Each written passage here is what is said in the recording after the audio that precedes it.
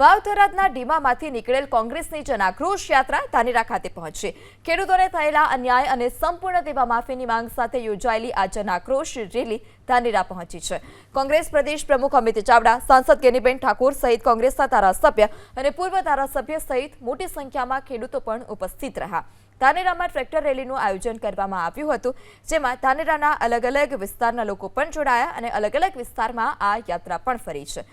લાલચોકમાં મોટી સંખ્યામાં ખેડૂતોની હાજરી વચ્ચે કોંગ્રેસના નેતાઓએ ખેડૂતો, યુવાનો, મહિલાઓ અને ભરતી કૌભાંડ સહિતના મુદ્દાઓને લઈ સરકાર પર શાબ્દિક પ્રહાર કર્યા। ધાનેરા શહેરમાંથી પસાર થઈ આ યાત્રા ડીસાના ટેટોડા સહિત દાંતાવાડી થઈ અમીરગઢ પહોંચશે। થરાદના ઢીમાથી નીકળેલી કોંગ્રેસની જન આક્રોશ રેલી હાલ ધાનેરામાં પ્રવેશી છે। મહત્વની વાત છે કે મોટી સંખ્યામાં ખેડૂતોના જે ટ્રેક્ટરો છે તે લઈને આ કોંગ્રેસની જે યાત્રા છે તે આગળ વધી રહી છે। અમિત ચાવડા હોય, કોંગ્રેસ પ્રદેશ પ્રમુખ ગેનીબેન ઠાકોર, સુભાષસિંહ યાદવ સહિત અનેક ધારાસભ્યો છે જે કોંગ્રેસના, તે પણ અહીંયા યાત્રામાં જોડાયા છે। ધાનેરા શહેરમાં કોંગ્રેસની યાત્રા જોવા મળી રહી છે। મહત્વની વાત છે કે ખેડૂતોના વિવિધ મુદ્દાઓ, દેવા માફી સહિતના જે મુદ્દાઓને લઈને આ કોંગ્રેસ યાત્રા કરી રહી છે। ઢીમાથી અંબાજી સુધી આ યાત્રા નું પ્રસ્થાન થયું છે। મહત્વની વાત છે કે જે રીતે દલિતો, વંચિતો સહિતની જે કોંગ્રેસની માંગો છે તેને લઈને પણ આ યાત્રા હાલ ધાનેરા શહેરમાં ફરી રહી છે। મહત્વની વાત છે કે કોંગ્રેસ જે વિવિધ મુદ્દાઓ લઈને આ કોંગ્રેસની યાત્રા છે તે હાલ ધાનેરા શહેરમાં વિવિધ જગ્યાએ ફરી રહી છે। મહત્વની વાત છે કે ધાનેરા બાદ આગળ અંબાજી તરફ પ્રયાણ થશે। વસંત તિરગર, એબીપી અસ્મિતા, બનાસકાંઠા। ગુજરાતના દરેક ખૂણે આ જન આક્રોશ રેલી જવાની છે।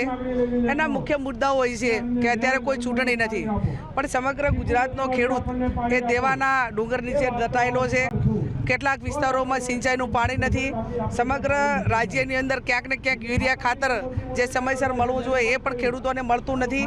અને સૌથી મોટી કોઈ સરકાર પાસે માગણી હોય તો કુદરતી આફતોમાં કોઈ પણ પ્રકારનું ખેડૂતોને વળતર મળતું નથી। અહીંયા એક જ અમારી માગણી છે કે જ્યાં સુધી ખેડૂતોના દેવા માફ કરવામાં ના આવે ત્યાં સુધી કોંગ્રેસ પાર્ટી એની લડાઈ લડશે। આ ધાનેરાનો પ્રશ્ન એ ખેડૂતોને સિંચાઈ માટેનું પાણી, તો ગુજરાતના જ્યાં જ્યાં કેનાલોનું નેટવર્ક છે ત્યાં પાણી મળે છે, પણ નવી કોઈ યોજના બનતી નથી। અને નવી યોજના નથી બનતી એટલા માટે કરીને દાંતીવાડા ડેમ એ બનાસકાંઠાનો માલિકીનો ડેમ, પણ પાણી એનો ભોગવટો જે કંઈ ભોગવે છે એ વર્ષોથી પાટણ જિલ્લો ભોગવે છે। તો હવે એ ટાઈમે એ પરિસ્થિતિ હતી, પણ અત્યારે પાટણ જિલ્લાને સમગ્ર નેટવર્ક નર્મદાના કેનાલોનું મળેલું હોવાથી હવે આ કેનાલોનું પાણી, જે દાંતીવાડા ડેમનું પાણી છે એ દાંતીવાડાના ખેડૂતોને, ધાનેરાને મળે એ માગણી પણ અમારી આવનાર સમયની અંદર બુલંદ રહેશે। અને એના માટે ખેડૂતો માટે જે લડાઈ લડવી પડે એ લડશું।